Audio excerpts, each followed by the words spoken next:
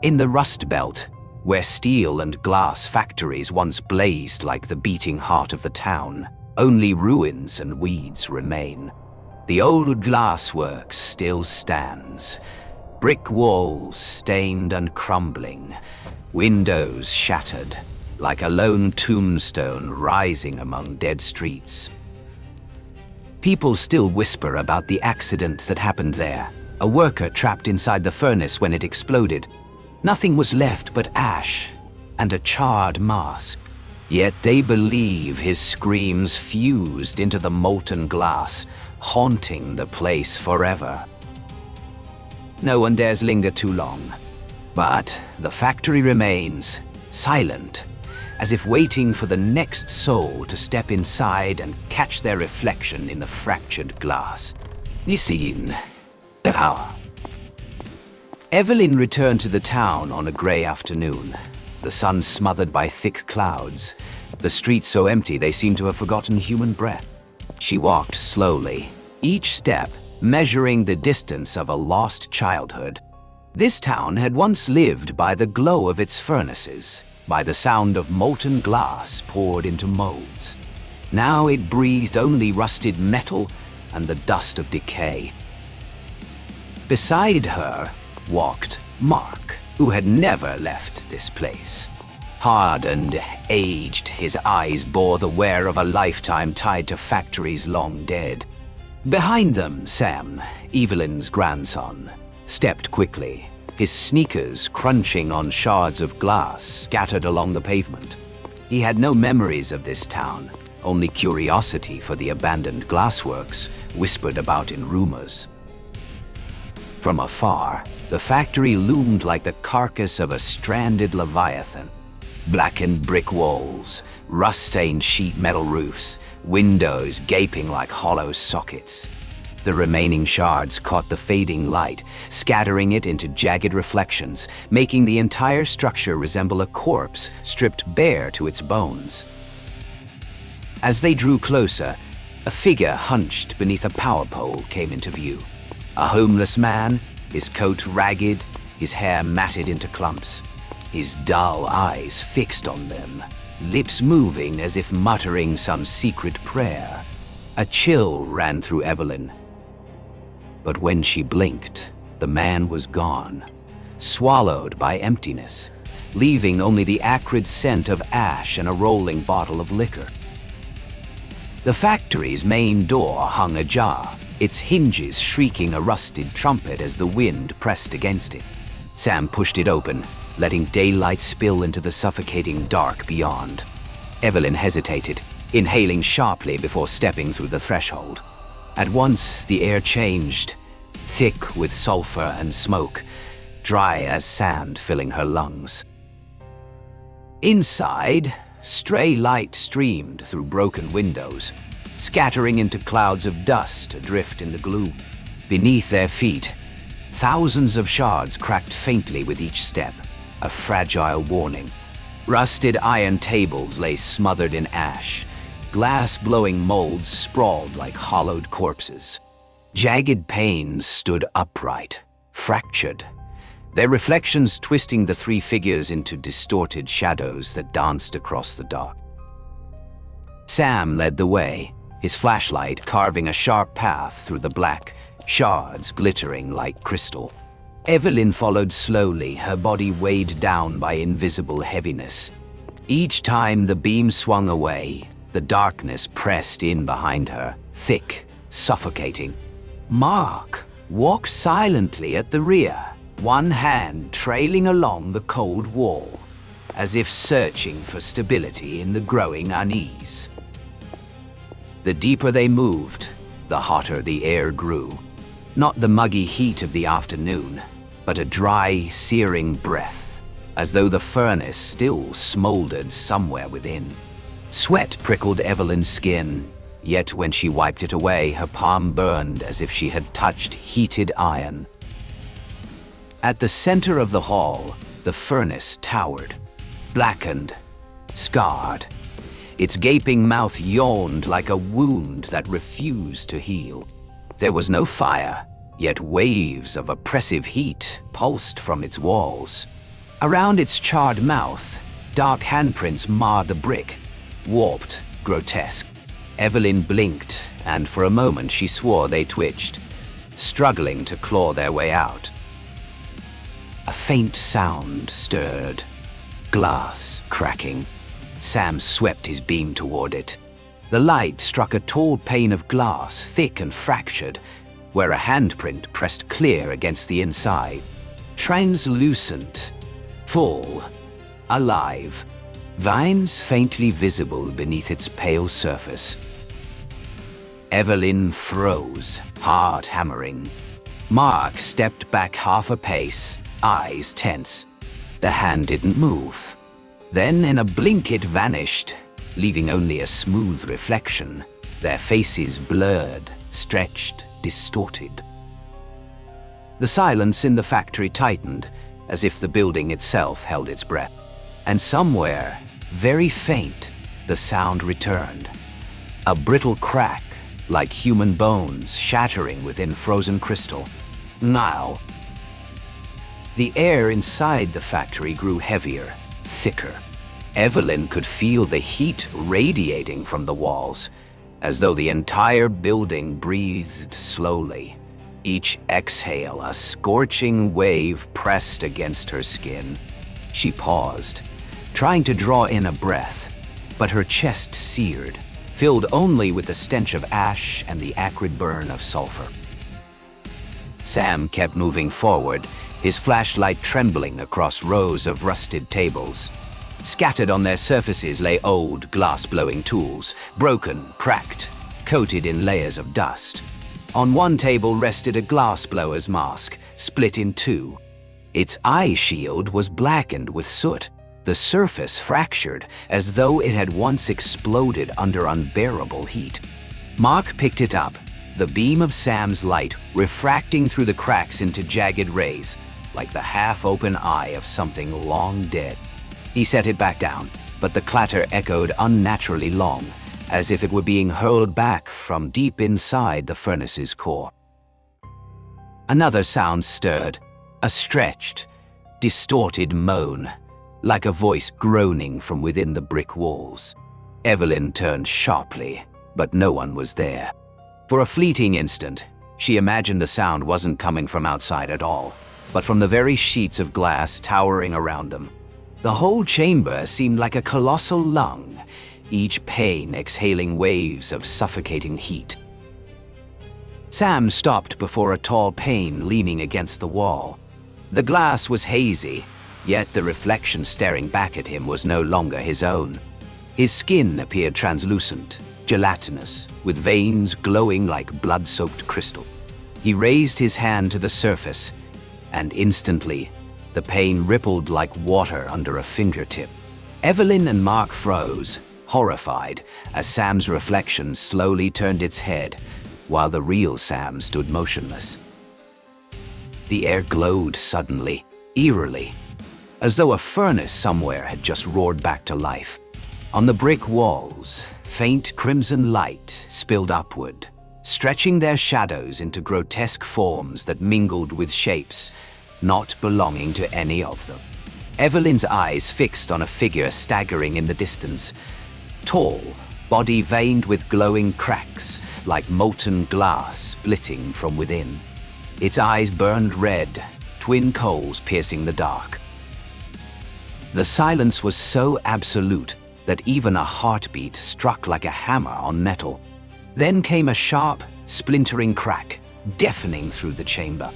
A glass jar exploded on one of the tables, shards bursting outward, yet instead of falling, they hovered in the air for several seconds, before clattering to the floor with a shrill resonance that dragged on unnaturally long.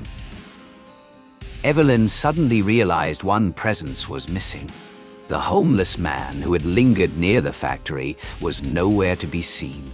She scanned the room and spotted, in a corner, a ragged coat slung across a broken chair. On the floor beneath it, glass fragments were smeared with congealed blood, glistening red, frozen into crystalline streaks. No body remained, only shards and blood, trapped inside the glass like a jewel. The floor beneath Evelyn quivered faintly, as if some vast machine had stirred awake below them after decades of silence.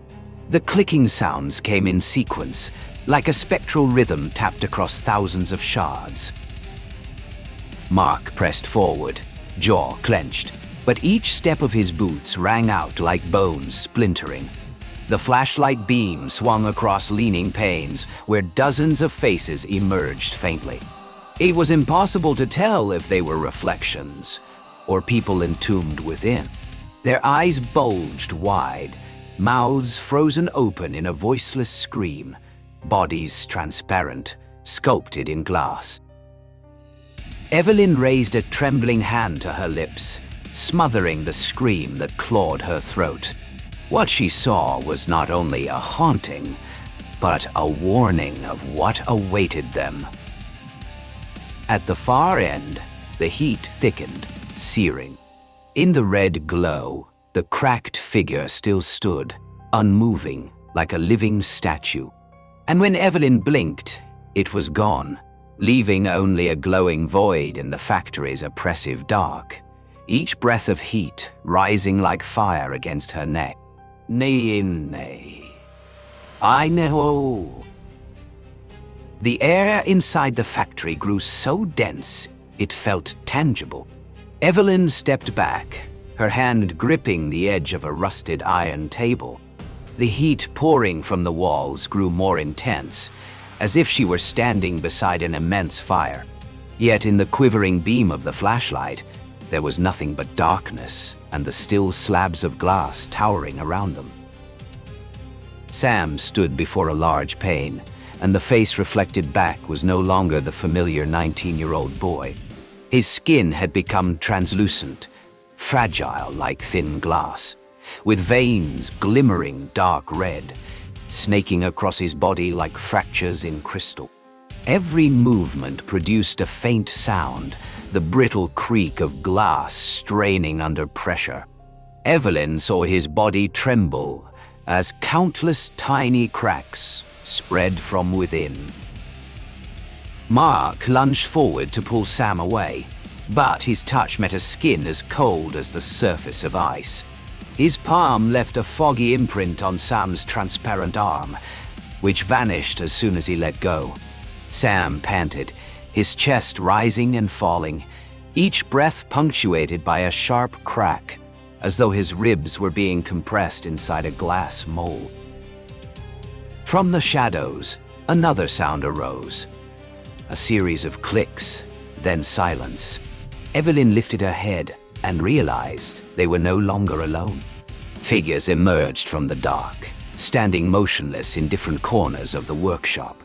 They resembled statues more than humans, bodies transparent, faces frozen in expressions of horror, eyes wide open, mouths agape in voiceless screams. Some were cracked through, their forms webbed with fractures. Others still moved faintly, a stiff turn of the head or a jerking arm, each motion accompanied by the painful groan of breaking glass. Evelyn longed to close her eyes, but she couldn't look away. Each statue bore the shape of a real person, some clad in work overalls, some small as children, even the figure of a woman with long tangled hair, her face locked in terror. All of them imprisoned in eternal crystal, a transparent tomb. Mark, struggling to steady himself, approached a statue of a mail worker standing near an old furnace bench. He reached out to touch it. In an instant, the statue shattered into thousands of shards, spraying across the floor. Within the broken shell was a charred, crumbling skeleton. Its skull rolled, striking the ground with a hollow clack. Evelyn screamed hoarsely as ashen glass dust clouded the air. Through the haze, a tall figure emerged, broad shoulders hunched back, a body like scorched glass riddled with glowing fissures. On his distorted face, 2 burning coals for eyes. In his hand, a long glassblower's tongue, its tips glowing red as though just pulled from the furnace. Evelyn knew instantly who he was, the glassworker who had perished in the explosion. Yet here, he was neither man nor ghost. He was something forged from the disaster itself. Flesh fused with molten glass, a soul melded with fire, a being condemned to haunt the factory forever. The glassmaker moved slowly, but each step made the workshop tremble, punctuated by the brittle shatter of unseen glass. His eyes burned, fixed only on Sam. He raised the tongue, and the suffocating heat rolled like a gust from the furnace mouth. Sam staggered, his legs cracking with each step, fractures spreading like roots along his transparent skin. Evelyn rushed forward to pull him away, but his body was already being drawn into the glass wall behind him. He clawed at it, face contorted, mouth open in a scream that never escaped. The wall softened, swallowing him whole. His hands thrashed in desperation, carving deep cracks into the pane. Mark shouted voicelessly, slamming his fists against the wall, but it only shuddered harder. Evelyn saw Sam's face blur behind the surface, his bloodshot eyes bulging wide, until his entire form vanished into the glass. His strangled scream reverberated, echoing across the workshop, multiplying through every pane surrounding them. The silence that followed was more terrifying than the noise. The glassmaker halted, tilting his head, as though listening to the fracture of a newly captured soul. And in that instant, Evelyn understood. He wasn't merely hunting intruders. He was collecting them, turning each into a living statue, adding them to his eternal gallery within the dead glassworks. Darkness consumed the space, leaving Evelyn and Mark surrounded by the silent statues, their glassy eyes following their every move. And deep within the panes, Evelyn saw Sam's eyes still open, locked on her, pleading from the other side of his transparent prison. Now, The factory sank into a crushing silence. Evelyn and Mark stood back to back, the flashlight trembling in their hands as its beams swept across the room. The crystal statues remained motionless, yet their transparent eyes seemed to track every subtle movement. And in the center, the towering shadow of the glassmaker loomed, his chest rising and falling as though still filled with the breath of a fire long extinguished. A low hum rose, deep and heavy, vibrating through the concrete beneath their feet. Evelyn realized it came from the far end of the workshop, the old furnace. The circular steel pit, rusted and thought long dead, now glowed a searing red, as though a colossal heart had begun to beat again. Waves of blistering air surged outward, carrying the stench of scorched metal and tar. Mark seized Evelyn's arm, urging retreat, but the massive glass panes along the walls slid into place, cutting off every exit. They rearranged themselves into jagged partitions, reflecting endless duplicates of their figures. Evelyn saw dozens of her own trembling images, all trapped in the crimson glare like imprisoned phantoms. A crack resounded, then another. The statues began to stir, slowly, deliberately. Some twisted their heads, revealing fissures that gleamed beneath their crystalline skin. Others raised stiff arms, their joints snapping with metallic clicks. Each movement birthed the brittle sound of splintering glass, swelling into a grotesque chorus. Evelyn felt it then. The glassmaker had no intention of killing them outright. He meant to herd them toward the furnace, toward the final fire. A ritual, a recreation of the accident that had forged him. He dragged his long tongs across the floor, the shriek of metal sparking a thin trail of fire.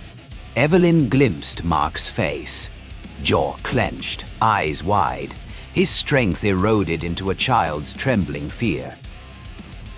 Step by step, they were forced back toward the furnace. The air thickened, the heat so intense it evaporated their sweat the moment it touched their skin. Each breath felt like swallowing shards of glass. Evelyn coughed violently, but clung to Mark's arm to stay upright. And then she saw Sam.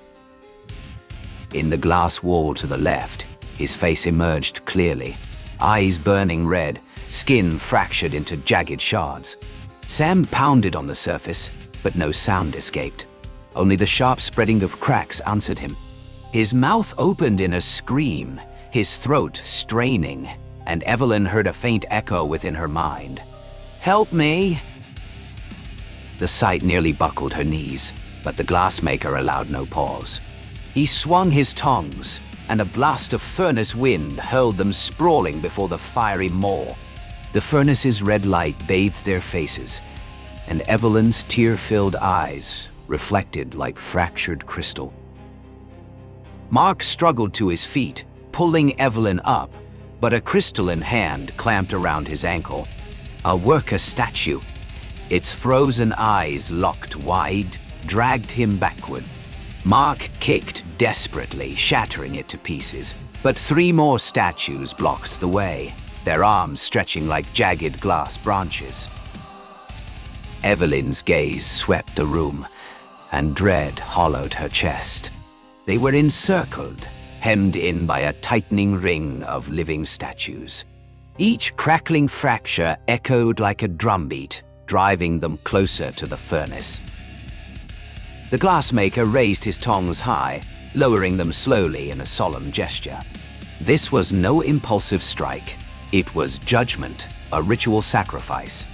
The furnace's glow reflected across his body, illuminating the molten lines coursing through his cracked flesh like lava veins in transparent stone. In that moment, Evelyn understood. He intended to melt them down in the fire, to recast them as eternal crystal effigies, silent additions to his growing army within the factory. A sharp crack thundered above. Evelyn looked up to see a rusted steel beam giving way, the massive pane of glass suspended from it swaying wildly. Instinct screamed. This was their only chance. With every ounce of strength, she lunged at Mark, dragging him aside just as the enormous pane came crashing down. The impact shook the entire workshop. Glass exploded outward in a storm of glittering shards, slicing into their skin. The glassmaker staggered, his burning eyes swirling with fury. Bleeding but resolute, Evelyn and Mark struggled to their feet. Behind the furnace, she glimpsed a narrow gap, an old passage blocked by steel panels. If they could reach it, they might escape the circle. But to get there, they would have to go through the glassmaker. He turned toward them, each fissure on his body trembling as though ready to burst. Behind him, the furnace blazed brighter than ever, its flames howling for more souls. And Evelyn knew then, the final act of the nightmare was upon them. Oh, aye. The roar of the furnace thundered like a colossal heartbeat, relentless, demanding. Evelyn and Mark ran in desperation, the searing heat clawing at their backs. The narrow gap behind the furnace was only a few meters away, but the glassmaker blocked the way, his body glowing red like a mirror forged from fire. Mark did not stop. He charged straight at the creature, his bare hands slamming into its crystalline chest. A piercing crack echoed, shards splintering deep into his flesh. Yet he held on, forcing the monster back toward the furnace. Evelyn screamed, her eyes blurred with tears, but Mark never turned. "Run!" His voice was a faint whisper, swallowed by the roar of the flames. Evelyn understood. She turned away and hurled herself toward the gap. The glassmaker shrieked, raising its tongs, but Mark tightened his grip, dragging the creature down with him into the furnace's blazing mouth. Light erupted, the whole chamber igniting in an inferno.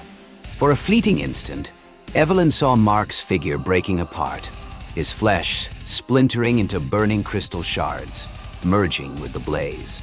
Then he was gone, swallowed along with the monstrous shadow of the glassmaker. Evelyn collapsed, her heart tearing with pain. But the fire did not die. Instead, it raged higher, fed by blood and soul. Cracks tore open along the furnace walls, molten light blazing through, flooding the workshop with searing brilliance. In panic, she crawled toward the gap, scraping her body through. Her hand sliced against a shard of glass, blood streaking crimson. Behind her, a terrible howl shook the air. Not Mark's, not the glassmaker's, but something fused of both. She dragged herself through at last, tumbling into the dry grass outside. The night wind bit cold against her wounds, but still in her ears the sounds echoed, shattering glass, strangled screams, breaking from within the furnace hall. She turned once more. The shattered windows blazed, reflecting hundreds of translucent faces pressed against the glass. Among them, Evelyn saw Mark, his eyes frozen, his mouth gaping in an eternal silent cry. Beside him was Sam, still screaming from behind a fractured pane. The glassworks fell silent again, save for the red glow pulsing from the cracks in its walls. Evelyn lay on the ground, eyes wide, knowing she had escaped, but would never truly be free. For in the night wind, she still heard it. The faint, brittle sound of glass breaking, as if hundreds of hands were pressing from the other side of the mirror, waiting for the day she would return. Newton.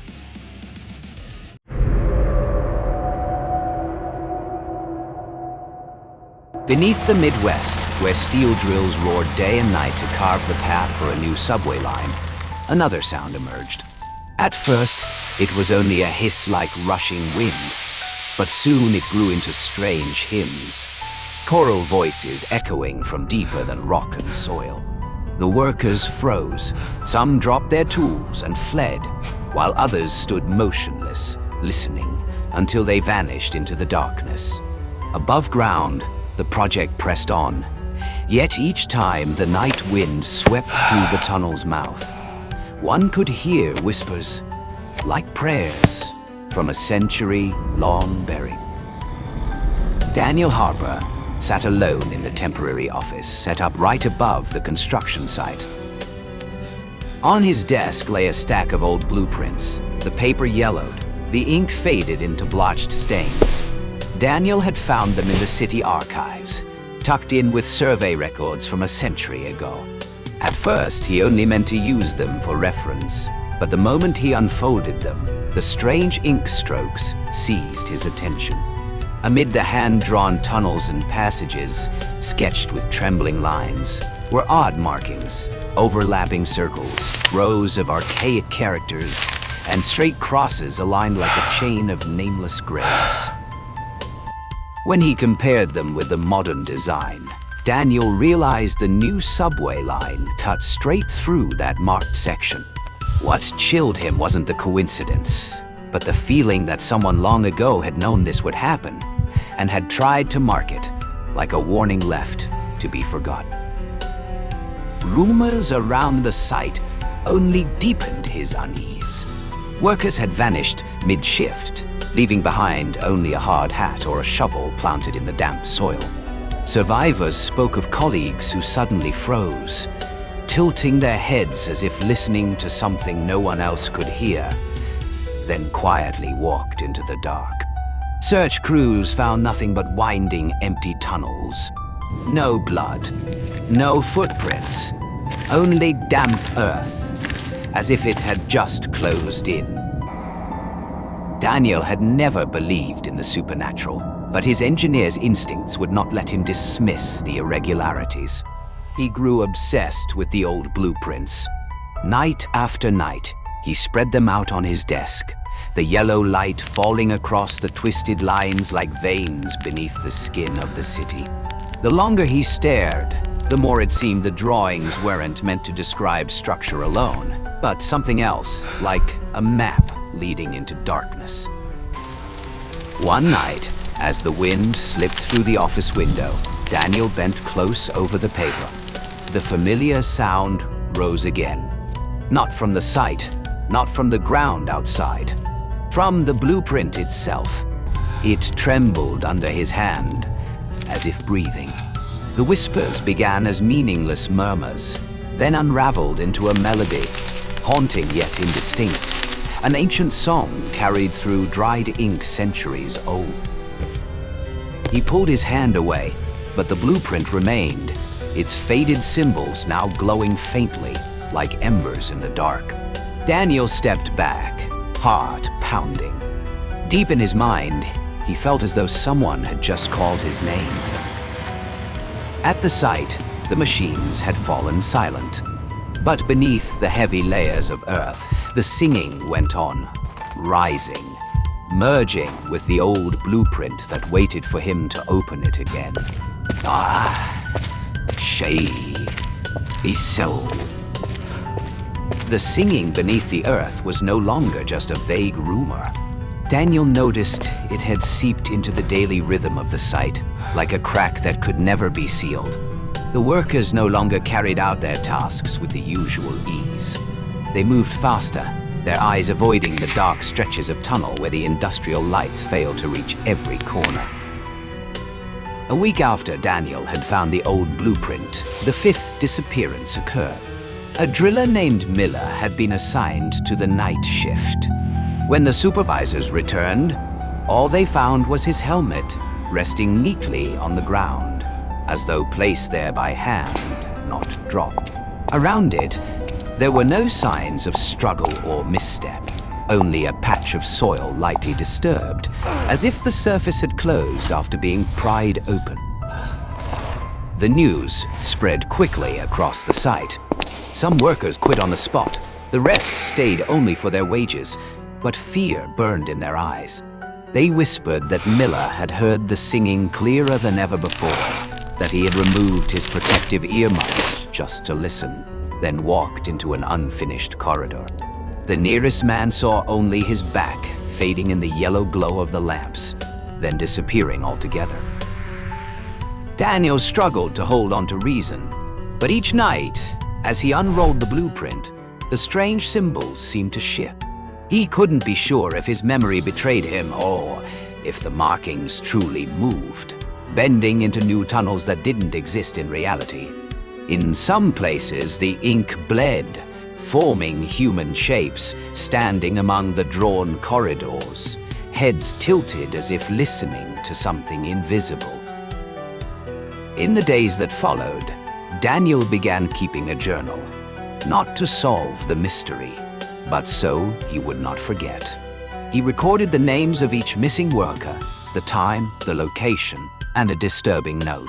Every disappearance happened near tunnels, not yet reinforced, where the earth was soft and damp. It was as if the ground itself knew how to swallow men without leaving a trace.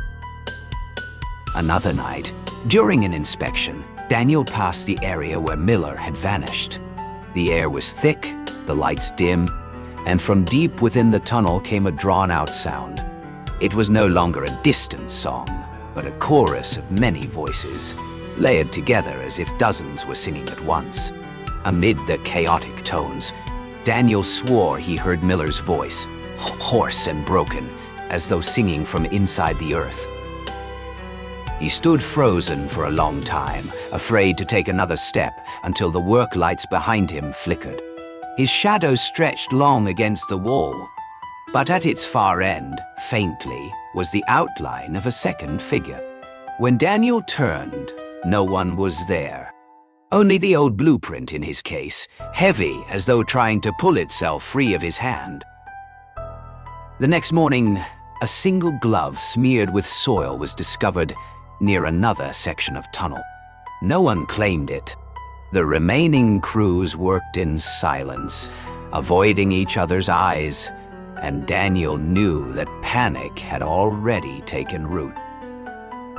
He tried presenting his suspicions to management, but no one wanted to listen. Missing workers could be erased with paperwork, as long as progress didn't falter. Daniel left the meeting chilled. He alone understood that the subway line was cutting through something that had never been unearthed. That night, when Daniel returned to his office, he found the blueprint already spread open, though he was certain he had put it away. On the paper, the new tunnels overlapped with the strange symbols, as if past and present were being forced together. At the exact point of intersection, a bold circle glowed under the lamplight, casting a pale light as though shining from deep within the earth. Daniel felt his hand tremble as it reached for the circle. The moment his fingers touched it, the singing erupted. So powerful the office walls shook. It was no longer a whisper, but a summons from the depths, a song for the dead who had not found rest. Yee! Hi! The site had fallen into a half-living, half-dead state. By day, the machines still roared, concrete still poured. But the atmosphere was no longer one of urgency. It felt more like a ritual repeated over and over, each hammer strike masking fear. By night, the workers dispersed quickly, leaving behind silent corridors with only Daniel and the haunting blueprint. He had begun to notice terrifying consistencies. The old map was not static as he once thought. Each time he opened it, it shifted, the drawn tunnels bending, merging, and splitting apart like a living body. When Daniel laid the current design on top, they aligned perfectly, so precisely he felt as though some unseen hand had guided modern engineers to drill straight into what had once been buried. One late evening, Daniel took a flashlight and ventured deep into the section he believed to be the main intersection. No workers, no machines, only the breath of the earth. His footsteps echoed long, then dissolved into silence. At the end of the corridor, a newly poured concrete wall had not yet fully set. But instead of a smooth surface, cracks had bloomed across it in the shape of circles. Daniel approached, his trembling fingers brushing over them. The pattern was identical to the markings on the old blueprint. Pressing his ear to the wall, he heard a resonance seep through, faint but undeniable, a chorus of hundreds of voices entwined in a hymn that did not belong to this age. He staggered back, and his flashlight beam swept the corner of the tunnel, freezing him in place. There, the soil was sinking inward, shaping itself into an open hollow. For the briefest instant, Daniel saw a human hand thrust upward, the fingers translucent like frosted glass, trembling as they reached for air. He blinked. The hand was gone, the soil folding in on itself, as if nothing had been there. But the singing persisted. It wormed into his skull, syncing with his heartbeat, turning his chest into a chamber for the hymn. The next day, another man vanished. Not a common laborer this time, but a senior supervisor. He had been inspecting the southern tunnel, but never returned. All they found was his watch, crushed and half buried in the soil. Management quickly sealed off the news, replacing it with falsified reports. But Daniel knew the project had pierced a ground no one was meant to disturb. He sat for hours over the blueprint, tracing the ancient tunnels. Gradually, he realized they weren't for transport or mining. They formed a spiraling pattern, like a labyrinth. At its center was a symbol of nested circles, etched heavily in dark red ink. The modern line now cut directly through it. Daniel recalled half-erased pages of history. In colonial times, There had been rumors of groups buried alive in mass graves beneath the earth. Disease, violence, or some secret ritual. No one knew. But if these voices were theirs, the project had accidentally reopened the door to their haunting. The obsession consumed him. Walking the corridors, Daniel noticed the fluorescent lights flicker in rhythm with the unseen song. At night, he heard footsteps trailing him through the empty tunnels. In the bathroom mirror, he sometimes glimpsed lines of figures behind him, heads bowed, mouths moving in silent chant. But when he turned, there was only silence.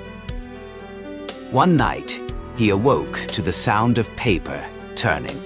The old blueprint had opened on its own across his desk. The red markings had spread, bleeding across the sheet like veins, sketching out a procession of figures filing into a black circular void. His heart pounded and a voice, indistinct yet clear inside his skull, spoke, "Follow them below." Daniel knew he had no choice left. Every report, every warning had been ignored. Workers continued to vanish. If he didn't uncover the truth himself, no one else would. Grabbing his flashlight and the blueprint, he returned to the tunnel at midnight. The darkness was thick as liquid, clinging to every step. When he reached the wall of cracks from before, it had widened. A gaping fissure yawned before him, exhaling cold, damp air. Daniel shone his light inside, and it bounced not off earth, but off countless glistening surfaces, like hundreds of wet eyes staring back. He drew closer, and the hymn swelled. Stronger, heavier, pressing into his bones. No longer distant, it was right beside his ears, vibrating through his skull. Amid the chaotic chorus, Daniel heard the distinct voices of the missing, each one woven into the dreadful harmony. They weren't crying for help. They were continuing a ritual. His flashlight shook as it swept across the fissure. For a fleeting instant he saw them, the figures half transparent, their flesh dissolved into mist, eyes white and unblinking, mouths wide as they released notes that did not belong to this world. They stood packed in the darkness, dozens, then hundreds, faces all turned toward him, singing like a chained choir buried alive. Daniel stumbled backward, his flashlight clattering to the floor, its beam spinning wildly along the walls. But the singing did not stop. It grew louder, flooding the corridor, turning the entire site into a vast, resonating chamber. And in that moment he understood. The project was not cutting through dead earth. It was opening the gate of a living graveyard, where past and present had fused, leaving behind souls condemned to sing forever beneath the ground. Wah! Daniel returned to the site office, trembling, his clothes stained with dirt, his eyes bloodshot from sleepless terror. He had seen what no one else believed, and now the old blueprint was no longer a mere reference sheet but a living map, guiding his every step deeper underground. On the desk, the paper was blotched with streaks of red, like dried blood. The circle at its center never stopped expanding, the ink lines darkening whenever Daniel shut his eyes. He began to hear the singing even in broad daylight, when the drills still thundered. It was no longer drowned out by machinery, but slipped in between, whispering, persistent, like a choir singing directly inside his chest. Daniel tried to explain it scientifically. Sound resonance, auditory hallucinations, the stress of working underground. But when he dug into the city's rare archaeological records, the truth surfaced. In the 17th century, an entire settlement had vanished without a trace. Faded notes spoke of the singers beneath the earth, a community crushed by plague, or else entombed alive in some forgotten ritual. No bodies were ever found, only legends of a chorus of the dead, singing so their souls would not fade. The deeper Daniel researched, the clearer it became. The project had tunneled straight through that place.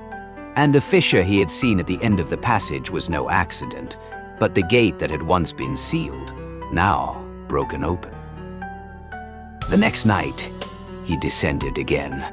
He carried no reports, no papers, only the blueprint and a flashlight. The tunnel was unusually silent, as though the entire site was holding its breath. The air was heavy, dense with fine dust and cold damp. When he reached the fissure, it had widened into a gaping portal of blackness, large enough for a man to stoop and crawl through. The song swelled, layer upon layer, its rhythm surging like waves. Daniel knew that if he stepped through, he would never return. Yet the blueprint in his hands glowed, its concentric circles radiant in the dark, guiding him forward like a torch. He bent down and entered. The air inside was different, thick, liquid-like. Each step weighed him down, his flashlight flickering weakly against the vast hollow. The ceiling arched too high for the beam to reach. The walls bore crude carvings, lines of figures, mouths open, hands clasped in prayer, scrawled in blackened charcoal. Beneath his feet, the earth groaned as though breathing. The singing no longer came from afar, but pressed in on all sides. In the center of the cavern, Daniel saw a great stone circle, dozens of meters wide, covered in ritual traces, ash, shattered bone fragments, dark red stains like dried blood. And around the circle stood dozens of figures. They were translucent, half flesh, half mist, their faces warped by time. Some wore old laborers' clothes, others colonial garb. All had their mouths open in song, eyes hollow, gazes piercing through Daniel. Their voices fused into a dense, endless chant, rising like a tidal sea. Daniel stepped into the circle. Instantly, the blueprint in his hands blazed, its ink lines twisting, merging into the ground below. In that moment, he understood. The blueprint was not just a diagram, but an extension of the ritual, a seal drawn on paper to cage the chorus underground. And now he had broken it, releasing the imprisoned voices. The earth trembled. The stone circle glowed, cracks radiating outward, and from them emerged new bodies, workers who had disappeared. But they were no longer human. Their flesh gleamed translucent, like fractured glass, their eyes dimly glowing. They joined the chorus, their pain erased, their voices devoted entirely to the eternal song. Daniel fell to his knees. In his mind, he saw the endless line of people, all moving toward the circle, offering their voices to sustain the buried community. He realized he had not been pulled in as a witness, but as a successor. The chant shifted, slowing, solemn, like an invocation. The stone circle flared with light, the blueprint in his hands bursting into flames, its ashes spiraling upward into the void. Daniel felt his body convulsing, his breath freezing, his skin turning translucent. His bones cracked softly, resonating with the melody. He collapsed, his mouth opening, and sound poured forth as song. From the distance, the figures turned, arranging themselves around him, their voices lifting in unison. A rebirth ritual had begun, and Daniel Harper, engineer of the 21st century, became a new link in the choir that had endured for centuries. Above ground, the site still glowed with floodlights, but deep below, the chorus had gained a new voice, woven into the endless whisper of history long buried. I know. Above ground, autumn passed quietly. The new subway line was still praised in the newspapers as a milestone, promising to reshape the face of the city. No one spoke of the missing workers, the altered reports, or the fruitless searches. The construction pressed on, as though the earth had never swallowed anyone. But at night, when the cold wind slipped through the unfinished tunnel mouth, a faint sound would rise. At first, a thin hum, then layered with more voices, merging into a chorus. It was not the echo of machinery or the rush of air. It was song, an ancient melody no one understood. Yet whoever heard it felt a shiver, as if brushing against some buried memory. In the depths of darkness, Daniel Harper stood at the center of the stone circle, his body transformed. His skin had turned translucent, his veins like strands of glass, his bones cracking softly each time he sang. His eyes were clouded, veiled in mist, but his mouth opened, and song poured forth, joining the hundreds of other voices. No panic remained, no resistance, only devotion to the immortal hymn. Around him, figures stretched endlessly in line, from colonial souls to modern laborers. They sang, not for release, but because the song was their only existence. A community beneath the earth, forgotten above, yet eternal in resonance. On the old blueprint, nothing remained but ashes, its purpose fulfilled, to guide the next successor. The hymn was no longer bound to ink and paper, but coursed through the new tunnels, weaving through concrete, echoing into the streets above. Passers-by might pause briefly by the mouth of the tunnel, feeling the cold wind carry a whisper. They would catch a fragment of song, not understanding, then continue on, leaving the resonance buried in their subconscious. Gradually, new voices would join the choir. When someone lingered too long by the shaft, when another worker vanished during a shift.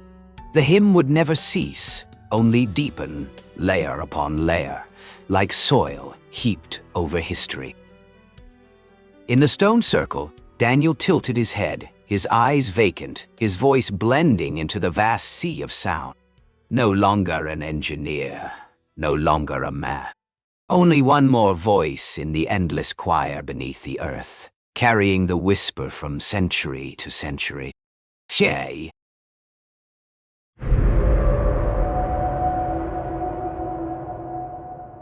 The Appalachia forest sank into darkness as the red moon rose, staining the leaves and earth with a fiery shade of blood. The wind howled through the withered pines, twisting like eerie fingers, while the mist revealed ancient trees whose silhouettes resembled human figures. A forgotten village from the 18th century emerged faintly among the woods.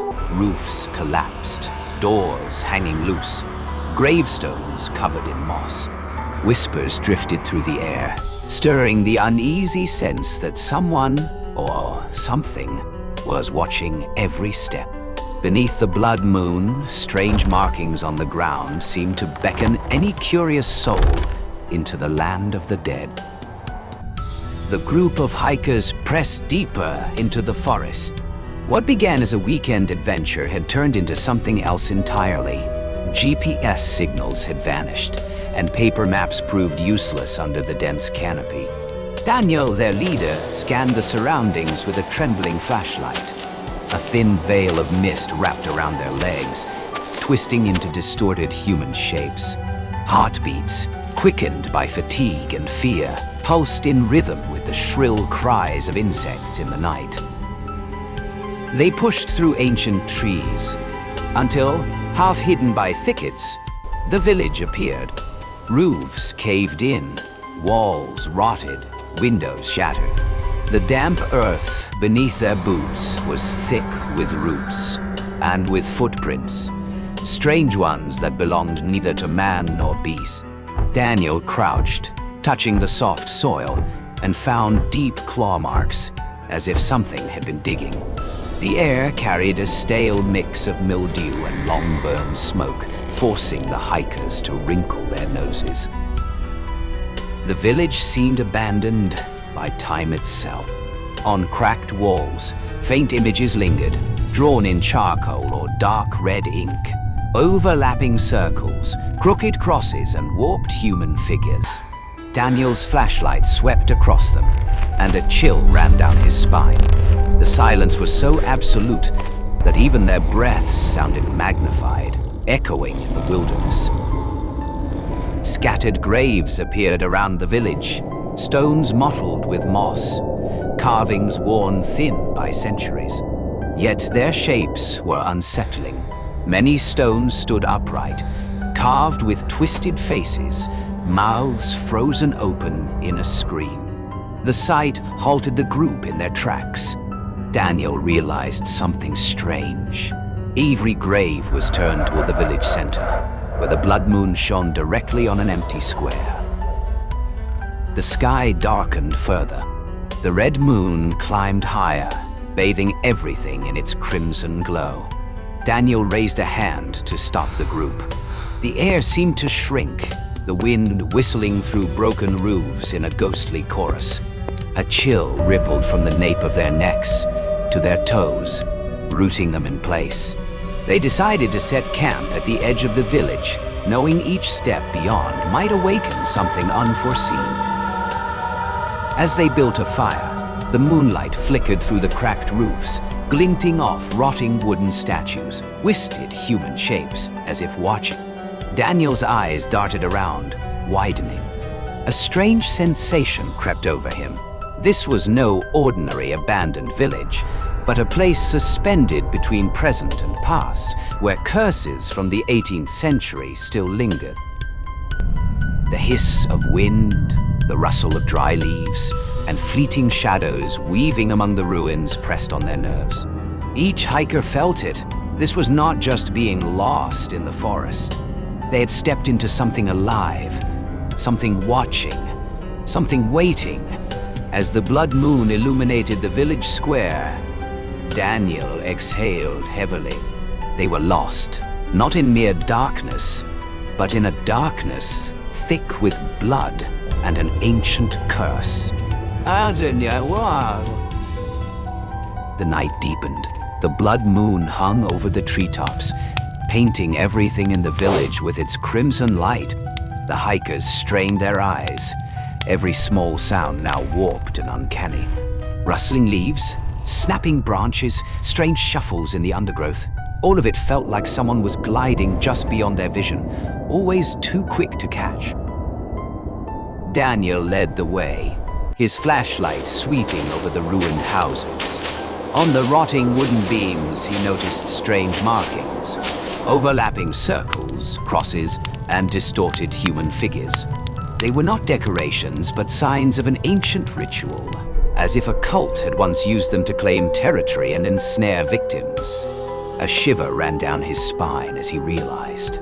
All the symbols pointed toward the village square, where the blood moon cast its full glow on a massive stone slab. A faint hiss rose from the forest.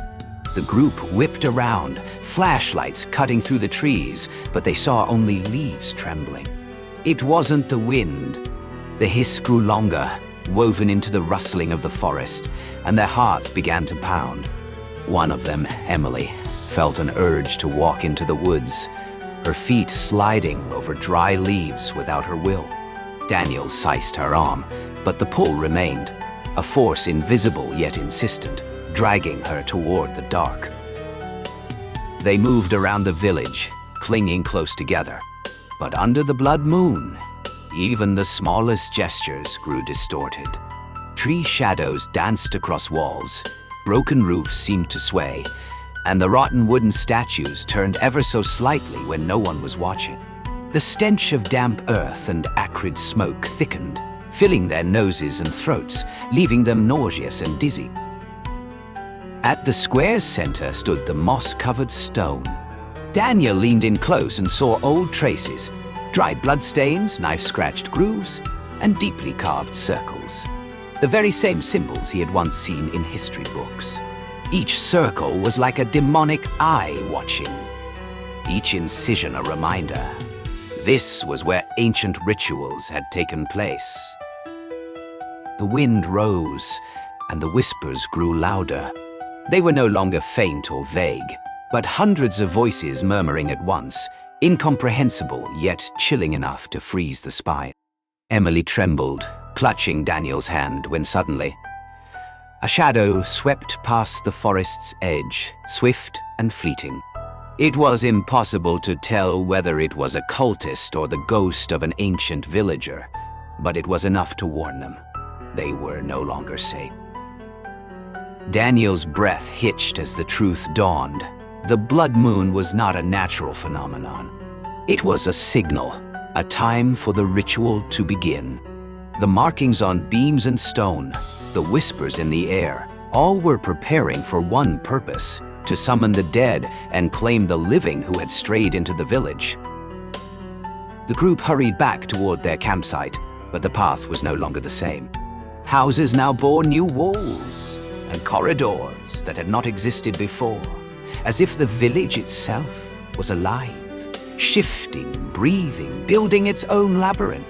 The whispers grew nearer, seeping through cracks in the wood, slipping into their ears with no resistance. Emily glanced back, and her eyes widened. Cloaked figures emerged between the trees, faint yet undeniable. They carried sharp objects, their movements gliding noiselessly among the trunks. Daniel yanked her forward, breath shallow. Every step pressed by the terror that slowing down even once would mean a cultist's hand reaching for them. That night, none of them slept. They sat huddled around the dim fire, listening to the wind and the whispers. Every sound carried an unspoken warning. They had stepped into the domain of the Blood Moon Covenant. And as the crimson light bathed the village, one truth grew undeniable. The ritual was about to begin. There was no turning back. Every step forward would be a step into the living darkness, where the blood moon shone on horrors waiting to rise. None. Inni. The red moon hung high, bathing the abandoned village in a light the color of blood. The forest was so silent that even the rustle of leaves thundered, while whispers seeped from the crumbling walls, now sharp and clear, hundreds of ancient voices murmuring at once. The hikers froze in the center of the square, each step feeling hunted by invisible eyes. From the edge of the forest, shadows emerged. At first, faint and fleeting, but then clearer. Figures in dark cloaks, clutching sharp objects, glided among the trees without sound. They did not shout, did not rush forward. They moved calmly, as though they already knew every action their victims would take. Daniel pulled Emily and Mark close, his flashlight trembling over the square. On the stone slabs, old blood had dried thick, circles carved deep into their surface. Each mark seemed to radiate a supernatural pulse, breathing life into the empty air. Collapsed beams now sprouted phantom silhouettes. Corridors bent and twisted, reshaping the ruins into a living labyrinth. Every step became uncertain, every exit unreliable. The cultists formed a circle around the square, their steps steady, hands raised in ritual. Daniel realized they were not merely worshipping. They were preparing a rite to summon the ancient villagers once struck down by plague, buried in the earth, and now to turn lost wanderers into sacrifice. A drumbeat sounded, not struck by human hands, but resonating from deep within the ground. And with it, the dead rose. At first faint, half flesh and half smoke, they staggered slowly from graves scattered across the village. Faces twisted, eyes rolled white, mouths opening to chant a song not of this world. Under the blood moon, their bodies turned translucent, bleeding crimson as their limbs jerked like living statues of demons. Emily screamed as one spirit stepped forward, each footfall cracking like shattered glass. Daniel held her close, but there was no escape. Every house, every path bent inward, pulling them back into the square. The labyrinth shifted, breathing with the will of the cult. Whispers filled the cracks of the walls, no longer vague but clear. Come to the blood moon. Join the song. Mark bolted toward a stone slab, hoping to hide. But the moonlight struck him full on, painting his body in crimson. The spirits surged. His limbs stiffened, locked as if bound by unseen chains. Each step of the dead sent tremors through the ground, echoing with cracks that pierced the silence. Mark screamed, but his voice was swallowed by the chorus of hundreds of spirits. Daniel and Emily darted along the square, desperate for an escape. Yet, the blood moon twisted reality itself. Walls shifted. Fallen beams stood upright. Paths bent into loops. The village had come alive to imprison them. Wooden statues turned their faces, eyes glinting like living watchers, tracking every move. Their breath and heartbeat became part of the eerie hymn. At the square's center, an altar appeared, stone slick with moss and dark stains, as though it had always been there, waiting. A cultist lifted Mark and laid him upon it. The old blood on the altar blazed anew under the moonlight. Daniel cried out, rushing forward, but Emily dragged him back.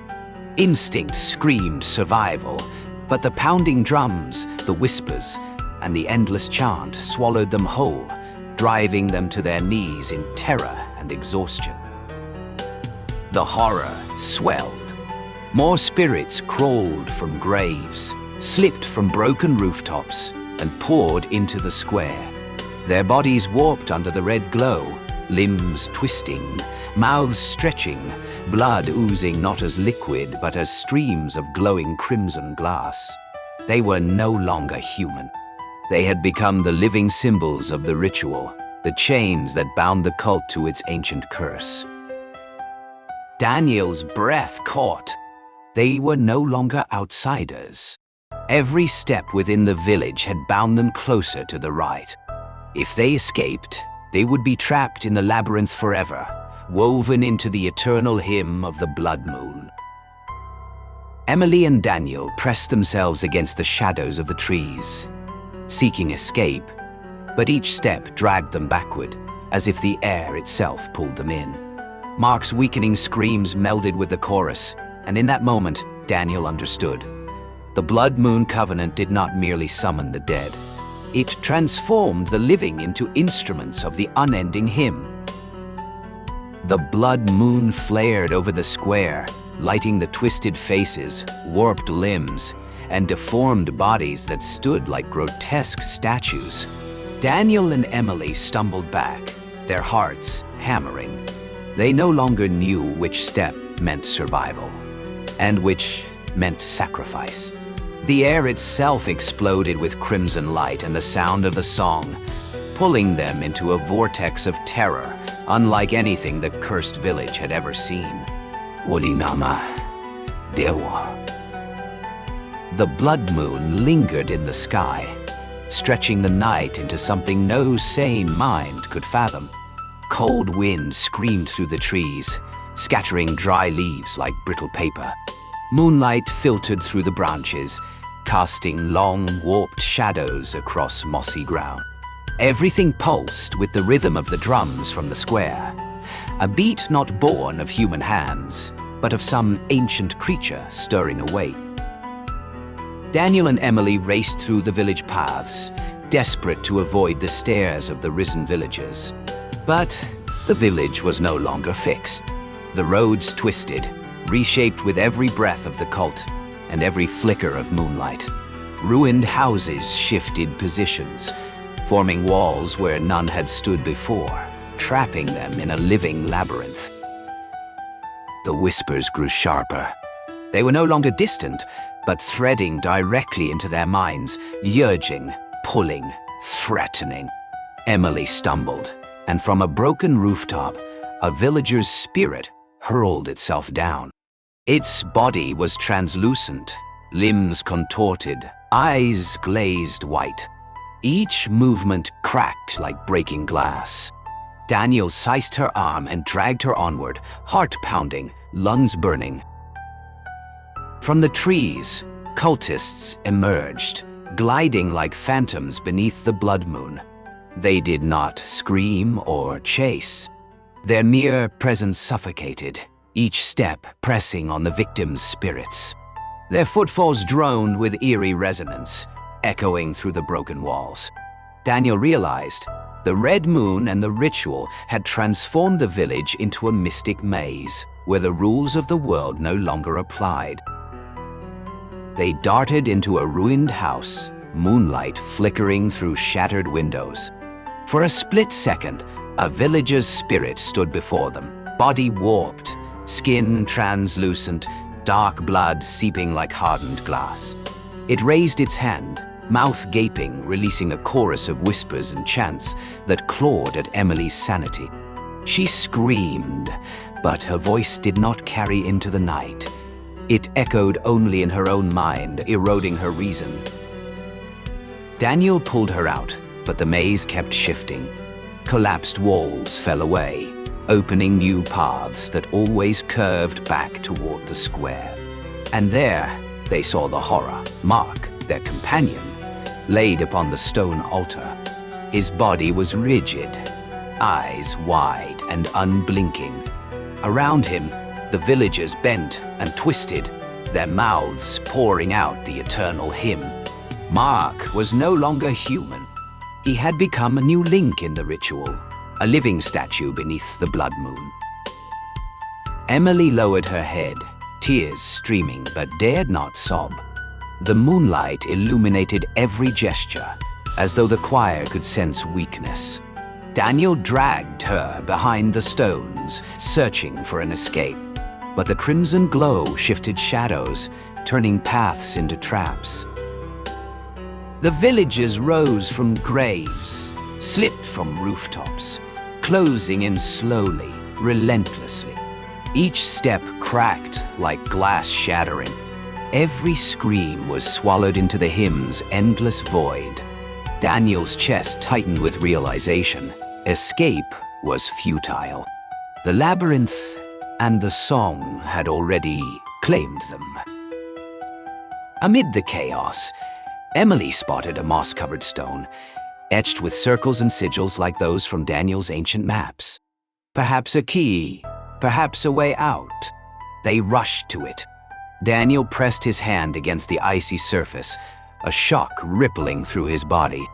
But the cult closed in, dark cloaks stretching long in the moonlight, preparing for the next sacrifice. A villager's spirit lunged, claws raking the earth like splintered glass. Daniel and Emily hurled themselves down another path, barely avoiding its touch. The hymn thundered, the cracks reverberated, time itself dissolving into the rhythm. They realized the cult and the spirits hunted not only their bodies, but their minds. With every faltering step, their limbs grew heavier, their will eroded. After endless hours of running through the living maze, they found themselves atop a stone outcropping, overlooking the square. The blood moon burned brighter than ever. The hymn still rang. The villagers' twisted forms swayed with the cultists, all circling the altar. Daniel's breath shuddered as the truth crystallized. Everything obeyed an ancient law. Unless one of them was taken or willingly given, a sacrifice, the moon would never set, and the labyrinth would devour them whole. Emily trembled, meeting Daniel's eyes with despair. Their hearts thundered. The cracking footsteps of the spirits grew closer, each sound a reminder. Time was gone. The hunt had not ended. It had only begun, and the blood moon still blazed above, staining every step within the nightmare labyrinth. The blood moon still hung high, glaring down upon the cursed village like a monstrous eye. The living maze of ruins held Daniel and Emily tight, each step dragged back, each breath echoing in the endless hymn. The cracks, the whispers, the haunting chorus of the ancient villages wove together into a relentless symphony of horror. Mark was gone, claimed by the cult, his body rigid, his scream devoured by the void. Daniel caught a glimpse of him upon the stone altar, his skin translucent, crimson blood hardened like fractured glass. A chill sliced down Daniel's spine. He knew then fate had caught them. Without a sacrifice, there would be no escape. Emily pulled Daniel through the twisting paths, but the blood moon warped every ruin into an unending labyrinth. Spirits emerged from rooftops and graves, moving slowly, but with certainty, limbs bent like living statues of demons. The cult stood in a circle, hollow-eyed, their synchronized steps pressing forward, driving the survivors toward the altar. Emily collapsed upon a stone, eyes wide with dread. She knew there was no escape. The drums and chants swelled, dragging body and soul into the ancient hymn. Daniel clutched her, heart hammering, every ounce of strength and will slipping away into the crimson void. Then the spirits lunged.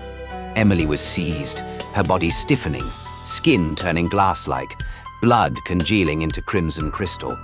Her limbs twisted as she let out a silent scream. Daniel roared, pulling against the supernatural force, but it was useless. Emily became another living statue beneath the blood moon, her eyes wide, forever locked into the unending chorus. Daniel staggered back, crushed beneath the invisible weight pressing on his chest. He knew the truth. He could be next, or he could escape, doomed to carry the memory forever.